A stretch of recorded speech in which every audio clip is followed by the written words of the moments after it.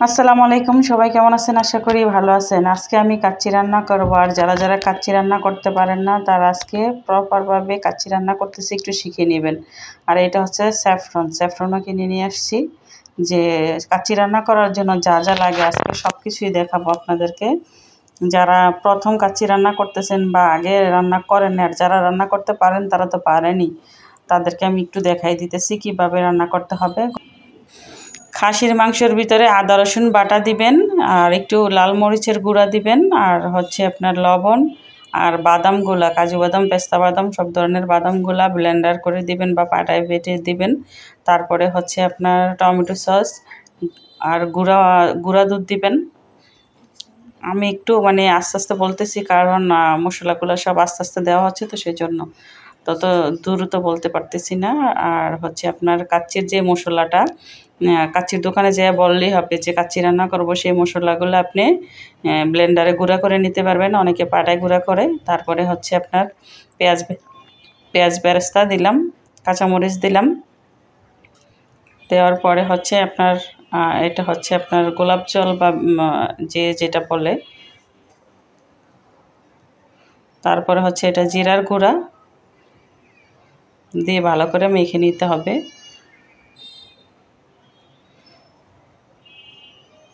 তারপরে হচ্ছে আপনার রান্নার তেল দেবে, সয়াবিন তেল বা যেটা দেয়। আর এখানে হচ্ছে কাচ্চির মশলাগুলো নিয়ে আসছি একটা, অমনি তো আনছি, কাচ্চির মশলার প্যাকেটও আনছি। আপনি দুটোটাই দিবেন, দুইটা দিলে খুবই ভালো লাগে। যতটুকু পরিমাণ আপনার মাংস থাকবে ওই অনুযায়ী আপনি মশলাটা দিবেন। আসলে যে পুরাটা দিবেন তা না, পরিমাণ মতন দিবেন, কারণ কাচ্চির যে আনা মশলাগুলো ওগুলো তো ব্লেন্ডার করে দেওয়া হবে, এই জন্য একটু বেশি দিবেন না, অল্প পরিমাণ দিবেন। দেওয়ার পরে রান্নার তেলটা দিয়ে দিচ্ছি পরিমাণ মতন। আপনারা পরিমাণ আন্দাজ করে নেবেন, একবারে বেশিও দিবেন না, কমও দিবেন না। বেশি দিলে বেশি তেল হয়ে যাবে, কম দিলে মাংসটা পুড়ে যাবে। তারপরে হচ্ছে যে চালটা বাসমতি চাল, এই বাসমতি চালটা একটু পানিতে ভিজিয়ে রাখতে হবে 15-20 মিনিট। 15 মিনিট ভিজিয়ে রাখলে চালটা একটু বড় হবে, ফুলবে আর সফট হবে। তো এগুলা নর্মাল পানির ভিতরে দিয়ে ভিজিয়ে রাখতেছি 10-15 মিনিটের মতন।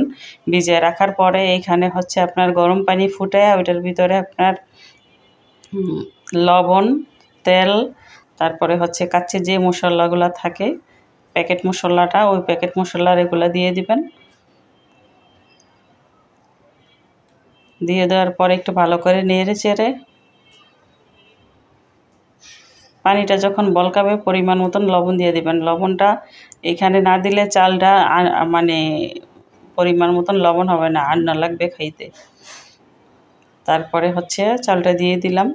চালটা যতক্ষণ পর্যন্ত বলকায় না আসবো ততক্ষণ পর্যন্ত চুলায় থাকবে, আর নাড়াচাড়া দিয়ে রাখবেন। চালটা যখন আধা সিদ্ধ হয়ে আসবে তখনই চালটা ওঠায় রাখতে হবে। এই যে ভালো করে বলকায় গেছে, আধা সিদ্ধ হয়ে গেছে। একটু আঙুল দিয়ে, নখ দিয়ে টিপ দিয়ে দেখবেন যে চালটা সিদ্ধ হয়েছে কেমন। তারপরে চালটা ছেঁকে নিতে হবে। ছেঁকে নিয়ে তারপরে হচ্ছে গরম দুধের ভিতরে স্যাফরন দিয়ে দেব।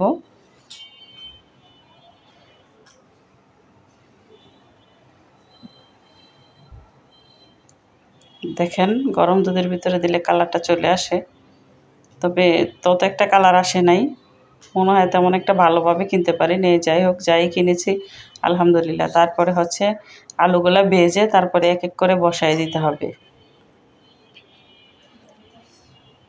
আলুগুলা বসায় দেওয়ার পরে চালগুলা তার উপরে একটু ছড়াই ছিটিয়ে দিতে হবে। ছড়াই ছিটিয়ে দেওয়ার পরে আবার এর মাঝখান দিয়ে একটু পেঁয়াজ বেরেস্তা দিয়ে তারপরে হচ্ছে আবার চাল দিয়ে দেব।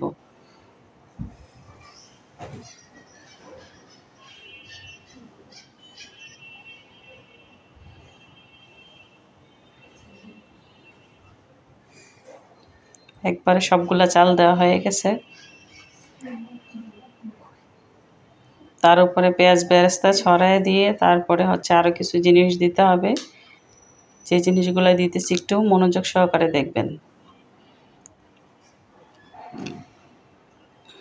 এটাকে কেওড়া জল বলে, গোলাপ জলও বলে। তারপরে ঘি দিয়ে দিলাম।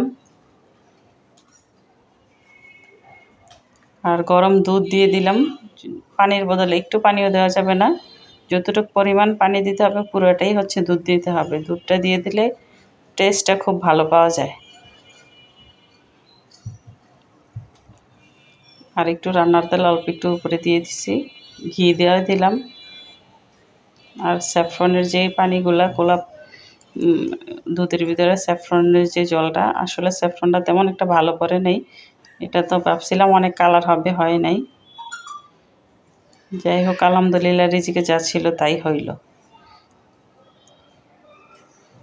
সব কিছু দেওয়া শেষ হয়ে গেছে, এখন হচ্ছে আটা দিয়ে মুখটা মেরে দেবে।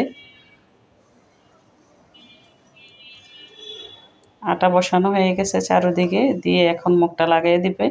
মুখ লাগিয়ে তারপরে দমে রাখবে 1 ঘন্টার মতন। লো হিটে দমে রাখতে হবে। প্রথমে আপনার তাওয়া বিছিয়ে তাওয়ার উপরে দিতে হবে, চুলা ডিমে। তারপরে এই যে আমার কাচ্চি হয়ে গেছে, কাচ্চি রান্না কমপ্লিট। আর এখন কাচ্চিগুলো একটু বেড়ে দেখাইতেছে আপনাদেরকে কেমন হইল। 1 ঘন্টা 10-15 মিনিটের মতন রাখলে কাচ্চিটা একবারে মাংসটা সুন্দর মতন সিদ্ধ হয়ে যাবে। দেখুন আমাদের কাচ্চিটা কত মজার হয়েছে, কত সুন্দর হয়েছে। কাচ্চিটা তো আমরা খেয়েছি, আপনারা খান নাই, সেজন্য বলতে পারতেছেন আসলে কেমন স্বাদ। অনেক মজা হয়েছে আলহামদুলিল্লাহ। আমাদের জন্য দোয়া করবেন, আর আপনারা যারা রান্না করতে না পারেন তাদের জন্য রেসিপিটা মনোযোগ সহকারে দেখবেন।